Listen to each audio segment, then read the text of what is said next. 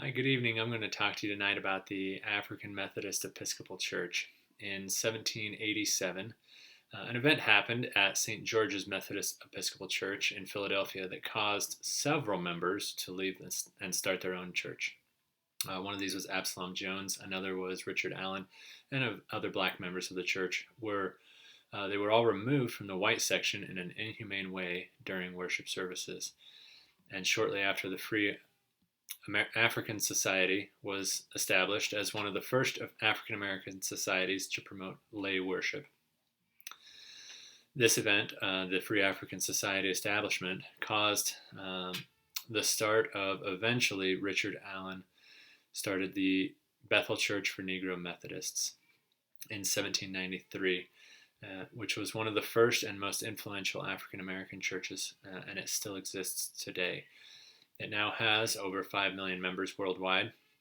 There was opposition initially from white Methodist officials about the property and self-government by black ministers, which led to the founding of the African Methodist Episcopal Church.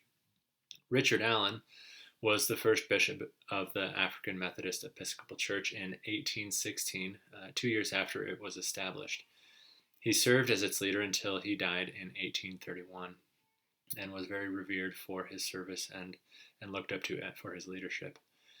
The AME Church was known for anti-slavery work in the early 1800s. It was the first institution led by blacks to independently publish material. Hymns were part of this published material, and they were a key piece of the worship. Education was another key factor for the AME Church. Daniel Payne, the fifth bishop of the church, began requiring all clergy to be educated. Eventually, the church acquired 5 institutions of higher learning of their own to teach their members. The African Methodist Episcopal Church made significant breakthroughs for religion for African Americans. For the first 10 years, when it was still the Bethel Church, Allen and his congregants suffered from white preachers, oversights, and fees imposed by the Methodist Church. However, Allen considered the Methodist presentation of the Christian message to be the best for black Americans, even, and I guess in despite of, these oppositions that they had had early on. He said, "The plain and simple gospel suits best for any people, for the unlearned can understand, and the learned and the learned are sure to understand." At the end of these struggles were victories both for the AME Church, which was organized at the end of them, and for African Americans as a whole. Major legal issues were settled in their favor in the Supreme Court in Philadelphia, one of the first occasions in African American history and at the time when slavery was in full force in the early 19th century. In summary, the AME has done many good things, both religiously as well as socially, to progress the cause of the church and the cause of Christ, especially for African Americans.